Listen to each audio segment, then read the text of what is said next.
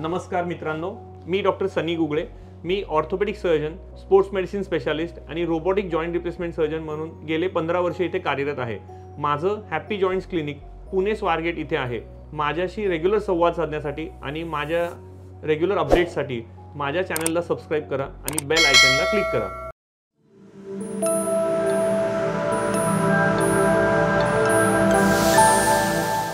आपण मागच्या व्हिडिओमध्ये कसं बघितलं की नी रिप्लेसमेंटच्या नंतरची जर्नी आपली कशी असते, कसं आपण टप्प्याटप्प्याने एक गोष्ट अचीव करत जातो आणि कसं आपण बेसिक ॲक्टिव्हिटीजपासून फंक्शनल ॲक्टिव्हिटी आणि मग रोजच्या दिनचर्येला कसं परततो. आता ह्या सगळ्या जर्नीनंतर नेक्स्ट प्रश्न हा पडतो की लॉंग टर्ममध्ये माझ्या गुडघ्याचा कसा वापर केला पाहिजे.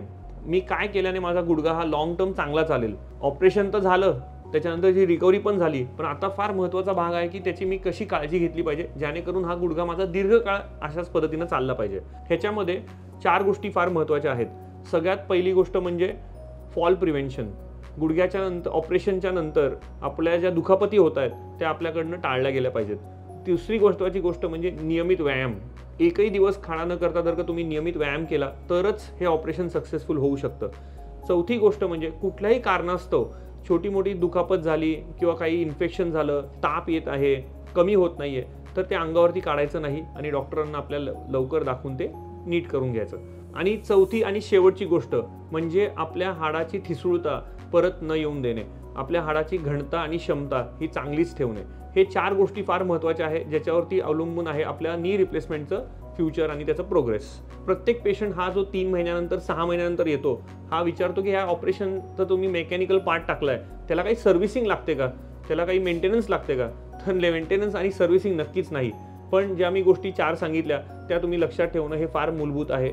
हे मी प्रत्येक पेशंटला 6 महिन्याच्या आणि वर्षाच्या फॉलोअपला हे त्यांना मी व्यवस्थित समजावून सांगतो. सगळ्यात पहिली आणि महत्त्वाची गोष्ट म्हणजे फॉल प्रिव्हेन्शन. गुडघ्याच्या ऑपरेशनच्या नंतर गुडघ्याचा जो सांधा असतो हा दुखापतीमध्ये त्याला सांध्याला काही होत नाही, सांध्याला तुटणं, सांधा खराब होणं असं कधी होत नाही. पण त्या सांध्याच्या शेजारचं जे हाड आहे हे फार नाजूक आणि ठिसूळ असतं आणि ते तिथे फ्रॅक्चर होऊ शकतं. असं फ्रॅक्चर झालं की ज्याने आपल्या सांध्याची पकड हाडावरची लूज झाली तर हे ऑपरेशन सक्सेसफुल होत नाही आणि मग नंतर आपल्याला त्याला रिव्हिजन नी रिप्लेसमेंट करायची गरज पडते. त्यामुळे ऑपरेशनच्या नंतर होणाऱ्या ज्या दुखापती आहेत किंवा जे आपण धडपड करतो ते आपण लक्ष देऊन केलं पाहिजे. दुखापती आपण कशी टाळू शकतो तर घरामध्ये व्यवस्थित लाईटिंग असायला पाहिजे. रात्री उठल्यानंतर बाथरूमला जाताना जर का खाली फरशीवरती काय पडलंय हे दिसलंच नाही तर आपल्याला ते नक्कीच त्रासदायक होऊ शकतं. त्यामुळे व्यवस्थित लाईटिंग पाहिजे, ग्रिल रेलिंग्स पाहिजेत, आपल्या टॉयलेटमध्ये रेलिंग पाहिजे, आपल्या जिन्यामध्ये रेलिंग पाहिजे जेणेकरून आपण त्याचा सहारा घेऊन आपण व्यवस्थित आपली ॲक्टिव्हिटी करू शकतो. गाडी चालवणाऱ्या पेशंट्सना ज्यांना स्पेसिफिकली आउटडोर ॲक्टिव्हिटीज पाहिजे त्यांनी जास्तही ट्रॅफिकमध्ये इंडल्ज केलं नाही पाहिजे, कारण आपल्या चुकीमुळे असू दे किंवा दुसऱ्याच्या चुकीमुळे असू दे हे आपल्यालाच त्रास होऊ शकते. त्यामुळे धडपड होणं आणि दुखापती होणं हे ऑपरेशनच्या नंतर नक्कीच टाळलं गेलं पाहिजे. दुसरी महत्त्वाची गोष्ट म्हणजे रेग्युलर एक्सरसाइज. मी ह्या गोष्टीवरती फार जास्त का भर देत आहे, कारण आपण जे व्यायाम करतोय ह्याची जी क्षमता आपल्या पायात वाढते ही लिमिटेड टाईमापुरती वाढते. आपण काही काळात जर का गुडघ्याचे व्यायाम थांबवले किंवा आपण ॲक्टिव्हिटी थांबवली आणि आपण बेड रेस्ट केली तर आपल्याला लक्षात येतं की त्या बेड रेस्टमधनं रिकवर करताना फार वीकनेस जाणवतो. या मसलची जी क्षमता असते त्या बेड रेस्टमुळे ही क्षमता फार कमी होऊन जाते. कोणी जरी मला विचारलं की क्षमता किती कमी होऊ शकते डॉक्टर, तर ऑपरेशनच्या जर का आधी तुमची क्षमता 100% असेल आणि तुम्ही जर का नंतर बेड रेस्ट करताय किंवा ॲक्टिव्हिटीज रिस्ट्रिक्ट करताय किंवा व्यायाम करत नाही तर ती क्षमता एकदम खालोखाल म्हणजे बेस लेवलला 20 ते 30% येऊन जाते. आणि अशा लेवलला आल्यानंतर मग व्यायाम करणं किंवा ॲक्टिव्हिटीज करणं किंवा बाहेर ॲक्टिव्हिटी जास्त करणं हे त्रासदायक होऊ शकतं. त्यामुळे नियमित व्यायाम करणं हे फार महत्त्वाचं आहे. स्नायूमध्ये बळकटी चांगली असेल तर त्या सांध्यावरती जास्त लोड येत नाही, त्या सांध्यावरती टॉगलिंग फोर्सेस कमी होऊन जातात आणि त्याच्या लाईफ म्हणजे त्याची हाडावरची जी पकड आहे ती मजबूत आणि स्ट्रॉंग राहते. तिसरी आणि महत्त्वाची गोष्ट म्हणजे फीवर किंवा इन्फेक्शन होणे.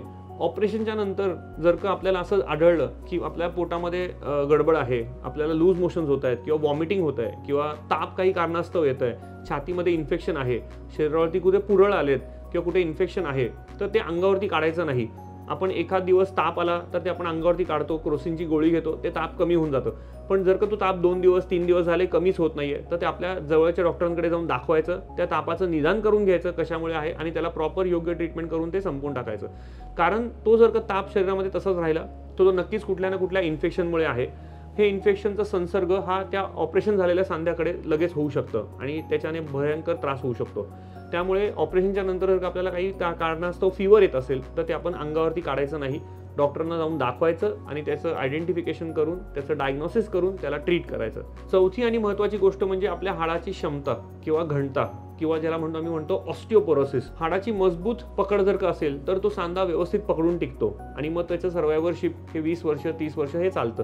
पण हाडाचीच ठिसूळता जर का जास्त वाढली तर त्याची पकड ह्या इम्प्लांटवरती लूज होऊन जाते आणि ते इम्प्लांट टॉगल व्हायला लागतं.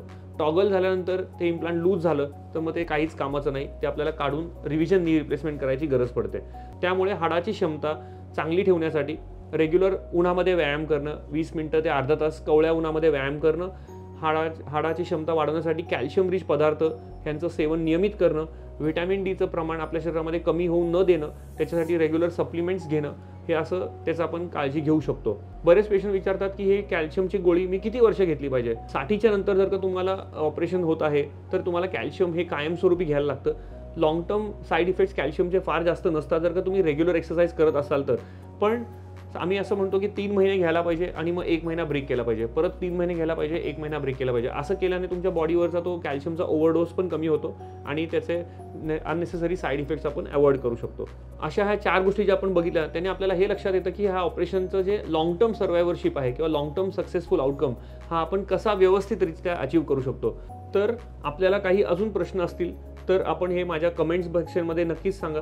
त्याच्यावरती मी प्रत्येक गोष्टीवरती तुमच्या शंकांचं निरसन करेल आणि अशा प्रकारे आपण हे ऑपरेशन झालेल्या गुडघ्याची ही लॉंग टर्म काळजी घेऊ शकतो. धन्यवाद.